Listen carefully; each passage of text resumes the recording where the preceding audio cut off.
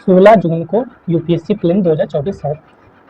मेरे पास ये वो खजाना है जिसे हम very very very short notes बोलते हैं, यानी यहाँ से सीधे एग्जाम में क्वेश्चन मिल सकते हैं।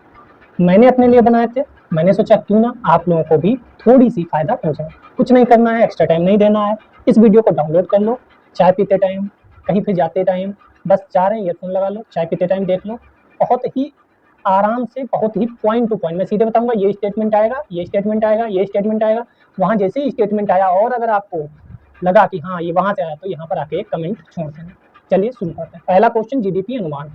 आप जानते हैं क्वेश्चन आ सकता है, लेकिन आपको अगर अभी पूछा जाए जीडीपी अनुमान कौन निकालता है, तो आप फंस जाएंगे, क्योंकि आप आरबीआई बोलेंगे, आप वित्त मंत्रालय बोलेंगे, नहीं, मिनिस्ट्री ऑफ स्टेटिस्टिक्स जो हमारा डेटा वगैरह निकालता है, जो डेटा रखता है, वो मैं ये सोचकर चल रहा हूँ आप 16 को एग्जाम दे रहे हैं, तो इन सब जो भी पॉइंट है छोटे छोटे, उनसे आप वाकिफ होंगे, मुझे उसको एक्सप्लेन नहीं करना होगा, क्योंकि मुझे अगर आपको दिखाएं तो हम 66 क्वेश्चन इकोनॉमी के पढ़ने वाले हैं, तो अगर मैं टाइम लगाऊंगा तो बहुत टाइम लगेगा, मुझे भी पढ़ना है। पहला, जीडीपी अनुमान मिनिस्ट्री ऑफ स्टेटिस्टिक्स निकालता है एवरी 3 मंथ में। हम लोग इसमें फंस सकते हैं, 6 मंथ, 1 मंथ, प्रत्येक महीने, वो सीधे प्रत्येक महीने देगा तो भी फंसाएगा। रियल नॉमिनल दोनों निकालता है, जीडी डिफ्लेटर सबको पता होगा। दूसरा हम बात करते हैं, क्योंकि ये अभी सुना होगा 25 करोड़ लोग बाहर आ गए गरीबी से, ये वो, तो उसके लिए ये बहुत इंपॉर्टेंट हो जाता है। राष्ट्रीय बहुआयामी निर्धनता सूचकांक कौन निकालता है? नीति आयोग निकालता है। कितने संकेतक हैं? 12 संकेतक हैं। फिर ऐसे ही ग्लोबल पर भी एक एमपीआई निकलता है, उसको कौन निकालता है? यूएनडीपी और ऑक्सफोर्ड। हाँ हाँ हाँ, यूएनडीपी निकालता है भाई, यूएनडीपी। लेकिन एक डिफरेंस है इन दोनों में, क्या?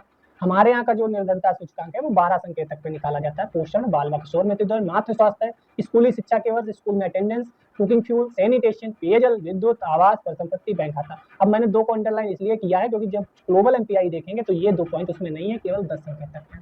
ठीक है, हाँ, सो मत पढ़ो, बहुत इंपॉर्टेंट है, पॉइंट टू पॉइंट सीधे स्टेटमेंट मिलेगा, फिर कहना आता।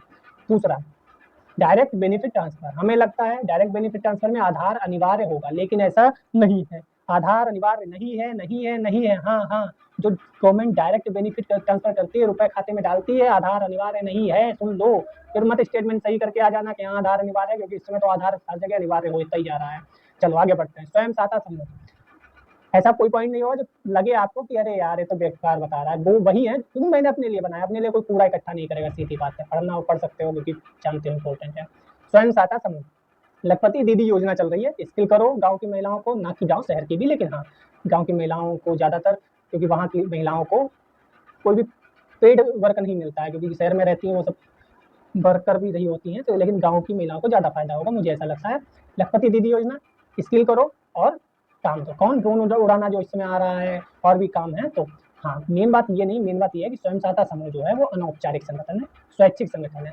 मेन ये भी नहीं, इससे ज़्यादा मेन है कि स्वयं सहायता समूह के लिए एक बैंक लिंकेज प्रोग्राम चलाया गया था, जो कि नाबार्ड ने चलाया था 1992 में। हाँ, सबसे इम्पोर्टेंट ये है कि बैंक लिंकेज प्रोग्राम नाबार्ड ने 1992 में चलाया था।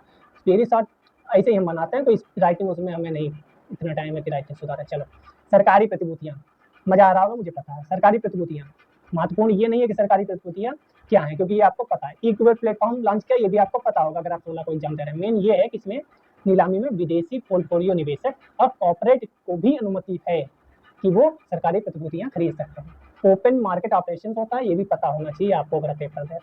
ये इंपॉर्टेंट सबसे ज़्यादा है कि बैंक की जो बॉन्ड यील्ड होती है, बॉन्ड की यील्ड पता होगा आपको, वो कीमत इसकी व्युत्क्रमानुपाती होती है, यानी जो कीमत होगी, अगर कीमत कम है तो बॉन्ड यील्ड ज़्यादा होगी, तो वो व्युत्क्रमानुपाती होता है। ये क्वेश्चन यहाँ से स्टेटमेंट आपका बनेगा। अब बात करते हैं जीएसटी पे। 2-3 चीज़ें बतानी है, जीएसटी कब आया कब नहीं वो सब पता है। बात ये है कि जीएसटी पे अभी अभी अपीली प्राधिकरण बनाया गया, संशोधन 2023 देख सकते हैं। तो ये जो है वो वैधानिक निकाय है। क्या है? वैधानिक निकाय। लेकिन जो जीएसटी परिषद है वो संवैधानिक निकाय है। हाँ, फिर से सुनो, जो जीएसटी पे अपीली प्राधिकरण बनाया गया है वो वैधानिक निकाय है, और जो परिषद बनाई गई है वो संवैधानिक निकाय है। परिषद तभी बन गई थी जब जीएसटी आया था, ये अभी बन रहा है।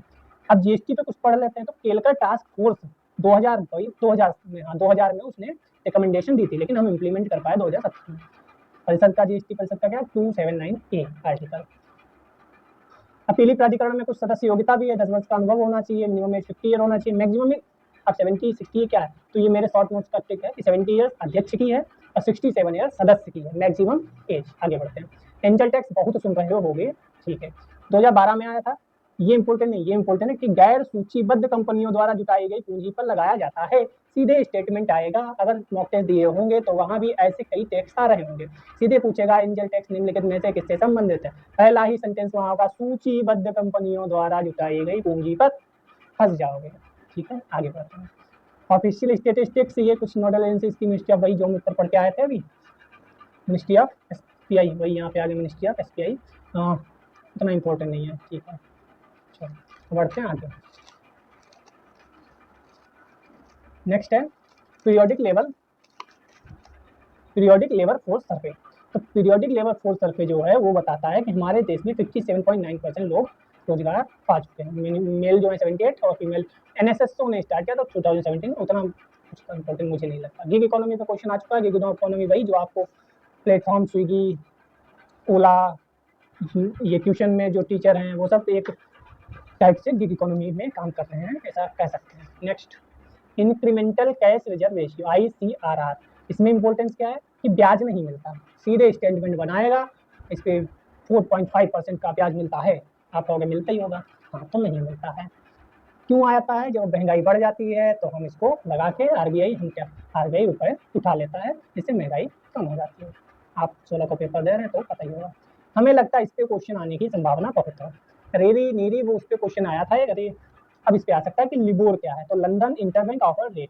इस पे एक निर्भरता थी कि ब्याज वगैरह के लिए बेंचमार्क हुआ करता था, तो हमारी यहाँ की आरबीआई ने कहा कि अब भैया इसको समाप्त करो, इस पर हम निर्भरता नहीं रखेंगे। जैसे ये लंदन का है वैसे हमारे यहाँ का मिफोर है, वो घरेलू ब्याज दर के लिए बेंचमार्क है। ठीक है, FDIL द्वारा जारी किया जाता है। इसका फुल फॉर्म क्या है, financial benchmark Indian private limited. 2014 में कंपनी एक्ट के अंतर्गत आया था। आरबीआई इसको रेगुलेट करता है, तो हमें लगता है FDI क्वेश्चन आ सकता है।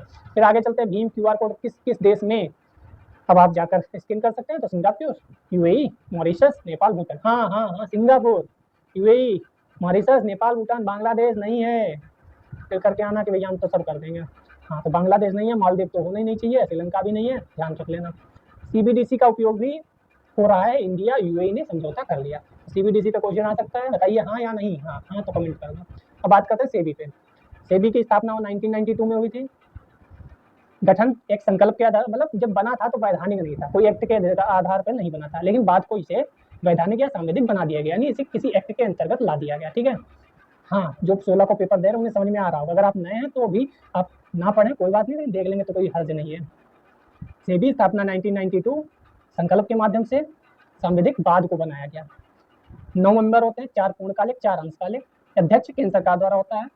जो 4 8 होते हैं उसमें 1 मेंबर आरबीआई, 2 मेंबर वित्त मंत्रालय और 5 मेंबर गवर्नमेंट ऑफ इंडिया देती है। अर्ध विधायी है, अर्ध न्यायिक है। ठीक है, कुछ चीजें जैसे कॉर्पोरेट डेब्ट मार्केट है, उसको मेंटेन रखता है। फिर इन्वेस्टर सर्विस फंड और इन्वेस्टर प्रोटेक्शन फंड का रिलेशन इसी से है, आरबीआई वगैरह में मत चले जाना। सोशल स्टॉक एक्सचेंज का रिलेशन कहीं बनाया तो सेबी से रिलेशन है। ठीक है, अब बात करते हैं एफटीए, क्योंकि एफटीए भी बहुत महत्वपूर्ण है। हमें अभी भी पता नहीं होगा, आपसे पूछ के देखो कि एफटीए किसके किसके साथ भारत ने साइन कर लिया है। तो अभी मैं कोई मॉक टेस्ट देख रहा था, उसमें भी ये क्वेश्चन आया था कि निम्नलिखित में से किसके साथ एफटीए हो चुका है। Sri Lanka, Nepal, Bhutan, Thailand, Singapore, Japan, south Korea, Malaysia, Mauritius, UAE, Australia, ASEAN, south Asia free trade, यानी आसियान के साथ ये हुआ है साउथ। तो कहीं श्रीलंका दिख रहा है, कहीं मालदीव दिख रहा है, नहीं। कहीं सऊदी अरब दिख रहा है, नहीं। यही 2 4 क्वेश्चन मिला के बताएगा। बांग्लादेश, बांग्लादेश, बांग्लादेश नहीं। ठीक है, समझ गए। आगे अंकटाट, इतना ज़्यादा अंकटाट के बारे में रिपोर्ट्स लोग दे रहे हैं, चाहे कोई भी टीचर पढ़ाए, करंट अफेयर्स पढ़ाए, अंकटाट की रिपोर्ट तो मतलब हर चैनल पे आपको मिल जाएगी। तो हम भी पढ़ लेते हैं। तो पहली बार तो अंकटाट बनाया किसने था, यूएनजीए ने 1964 में, अंतर सरकारी निकाय है। ठीक है, ट्रेड एंड डेवलपमेंट रिपोर्ट, पहली रट के जाना, मैं फिर कह रहा हूँ, यही क्वेश्चन आ गया तो कमेंट करना कि हाँ आ गया था। ट्रेड एंड डेवलपमेंट रिपोर्ट, दूसरी world investment report, digital economy report, technology and innovation review and maritime. तो ये 4 जो है वो मोस्ट इंपॉर्टेंट है। इसने एक निकाली थी ये डेवलपमेंट रिपोर्ट में 2024 में 6.2% इंडिया की इकोनॉमिक ग्रोथ इसने बताया है। जैसे कभी कभी आ जाता है कि इसने कितना इकोनॉमिक ग्रोथ बताया, तो 2024 के लिए 6.2% अंकटाड ने बताया था कि ग्रोथ होगी भारत की। अब आते हैं 17 पे, डब्ल्यूटीओ मोस्ट इंपॉर्टेंट है, सबको पता है। 1948 में एक गैट नाम से था, तो इसको हटाकर बनाया गया डब्ल्यूटीओ। 1987 से 1994 तक एक उरुग्वे दौर चला। 1994 में मराकास समझौता हुआ, 1995 लागू हो गया। 1994, 2024, हाँ समझ गए भाई, इसीलिए मैं पढ़ाने के लिए कुछ सोच रहा हूँ। निवेश सुविधा समझौता 2017 में हुआ था, इंडिया उसका मेंबर नहीं था। विकसित विकासशील देशों को परिभाषित नहीं किया है। महत्वपूर्ण ये लाइन थी कि जैसे डब्ल्यूटीओ के बारे में आएगा 2-3 स्टेटमेंट, तो 2 सिंपल, एक कह देगा विकसित व विकासशील देशों को परिभाषित किया है। हम कहेंगे इतनी बड़ी संस्था है, विकसित विकासशील सुनते ही रहते हैं कि यही होगा, लेकिन नहीं भाई, नहीं किया। इतना आसान थोड़ी है किसको बताना कि ये विकसित है, विकासशील है, बेंचमार्क बहुत आसान नहीं होता। हाँ, यूएन ने भी नहीं किया है परिभाषित, वरना सोचो यूएन ने तो किया होगा। इतना आसान नहीं है ना, इतना कॉमन सेंस है। हाँ, इंडिया मलेशिया रुपए में व्यापार करेंगे, ये खबर थी, तो मैंने सोचा हो सकता है कहीं पे इस समय इतना चल रहा है आ जाए। हाँ, फिर इंडिया जो बाहर से डॉलर आता है ना, उसमें जो रेमिटेंस होता है वो इंडिया की पूरी जीडीपी का 3% है। यानी 100 रुपए में अगर जीडीपी 3 है तो वो बाहर के लोगों को कमा कर दे रहे हैं। मतलब हमारे जीडीपी में 3% योगदान हमारे जो बाहर काम कर रहे हैं लोग, उनका है। बहुत महत्वपूर्ण चीज़ है ये, आसान नहीं है। जो बाहर से डॉलर आता है उसमें सर्विस अभी पहले जगह नंबर पे है और रेमिटेंस दूसरे नंबर पे है। ये ध्यान रखना, क्योंकि रेमिटेंस भर भर के आ रहा है पूरे वर्ल्ड में। अगर पूछा जाए कि किस देश को सबसे ज्यादा रेमिटेंस मिल रहा है, तो हाँ, हमारा प्यारा सा भारत है। 20 नंबर क्वेश्चन चलते हैं, उदारीकृत विप्रेषण योजना। एक उदारीकृत विप्रेषण योजना थी कि मतलब 2024 में आई है। ये जो विदेश भेजते हैं रुपए ना, वो एक वर्ष में $2,50,000 तक बाहर भेज सकते हैं। तो ये इस नियम के तहत आई थी। कॉर्पोरेट पार्टनरशिप फर्म इन सबको उपलब्ध नहीं है। मतलब इंडिविजुअल ज़्यादातर कह सकते हैं कि अगर मैं बाहर भेजना चाहूँ तो इतना भेज सकता हूँ। ठीक है, IMF, इस पे खबर बहुत इंपॉर्टेंट है। पहली बात तो श्रीलंका वगैरह को किया था लोन, तो ठीक है, लेकिन इंपॉर्टेंट ये है, ये कोटा बढ़ा रहा है। कोटे में 50% की वृद्धि करने की बात चल रही है, तो हमें लगता है इंपॉर्टेंट है। तो कोटे की बात चले, कोटा पर ही क्वेश्चन पूछा जा सकता है कि कोटा कैसे फार्मूला निर्धारित होता है। तो आर्थिक परिवर्तनीयता जो है उसका 15% होता है। और मुद्रा भंडार हमारे यहाँ कितना, उसका 5% ये लोग लेते हैं। सबसे ज्यादा जीडीपी का होता है 50%। तो ये ऐसे पूछ लेगा कि IMF में ये सब कोटा है, इसको क्रोनोलॉजी बताओ कि कौन सबसे ज्यादा कौन सबसे कम। तो जीडीपी 50% है। उसके बाद वैश्विक अर्थव्यवस्था में हम कितना ओपन है, यानी ग्लोबलाइजेशन कितना कर रखे हैं, उस पर 30%। आर्थिक परिवर्तनीयता कितनी है, 15%। और मुद्रा भंडार 5%। अब बात करी जा रही है तो कोटा IMF की वित्तीय और शासी संस्था का प्रमुख भाग है। इंडिया को कितना मिल रखा है, तो मतदान अधिकार कितना है, 2.63। और SDR कोटा क्या है, 2.74। हाँ, SDR कोटा। मैं समझ रहा हूँ कि 16 को पेपर दे रहे हो तो पता होगा, कोई एक्सप्लेन नहीं करना मुझे, क्योंकि बहुत टाइम लग जाएगा। IMF 1944 में आया था, 1944 ब्रिटेन वुड सम्मेलन से आया था। वाशिंगटन DC में इसका हेडक्वार्टर है। समझ लो, अगर आप पेपर अगली साल देंगे तो कैसे नोट्स बनाने हैं। अब देखो इतनी बार में पूरा IMF कंप्लीट हो गया। हाँ, 190 मेंबर है, रिपोर्ट भी है भाई, ये मत सोचो अधूरा छोड़ देंगे। रिपोर्ट भी लिखी है कि वर्ल्ड इकोनॉमिक आउटलुक रिपोर्ट और वैश्विक वित्तीय स्थिरता रिपोर्ट। तो IMF पूरा था 4-5 लाइन में हो गया। इससे नोट्स बनाने हैं हमें, अगर आप अगली साल तैयारी कर रहे हैं तो। अब बहुत इंपॉर्टेंट, यही सांस है, यही जान है, यही से पेपर निकलेगा। किताबें नहीं पढ़ पाओगे, हमारे पास भी 50 किताबें रखी हैं, लेकिन नोट्स यही काम आएंगे लास्ट में। वर्ल्ड बैंक के बारे में बहुत कुछ बताना है, इसमें महत्वपूर्ण यही था कि इसके योग्य होने के लिए IMF में शामिल होना जरूरी है। यही लाइन बहुत महत्वपूर्ण है, बाकी तो आप पढ़ ही ले होंगे। तो वर्ल्ड बैंक में अगर शामिल होना तो IMF में शामिल होना पहले जरूरी है। अब बात करते हैं 23 की, फर्टिलाइजर सेक्टर। हमें पता है इसमें गवर्नमेंट भर भर के सब्सिडी दे रही है। तो वहाँ सकता है, पहली बात तो यही कि 8 कोर उद्योग में से एक है। 8 कोर उद्योग क्या होते हैं पता होना चाहिए, नाम लिखा होना चाहिए। सिंपल क्वेश्चन आएगा, इनमें से कौन सा कोर उद्योग नहीं है। फर्टिलाइजर, विद्युत, ऐसा क्वेश्चन आ भी चुका पिछले कुछ। एक ये प्रोग्राम चला रहा है प्रणाम कार्यक्रम, ठीक है। कब घोषणा हुई थी, 2023-24 के बजट में, ना कि इस साल। वैकल्पिक पर रासायनिक संतुलन बनाना है भाई। हम ठीक ठाक फर्टिलाइजर, इतना ज़्यादा रुपया भी जा रहा है, सरकार का नुकसान भी हो रहा है। तो देख लो भाई, गोवर्धन ये भी लाया है, स्वच्छ भारत मिशन। हाँ, ये इंपॉर्टेंट, गोवर्धन स्वच्छ भारत मिशन के अंतर्गत आया, 2018 में शुरू हुआ था। अभी नहीं, अभी बहुत चर्चा है गोवर्धन स्कीम की, लेकिन 2018 में शुरू हुआ था। और स्वच्छ भारत मिशन जी लिखा है, ग्रामीण, ग्रामीण के अंतर्गत।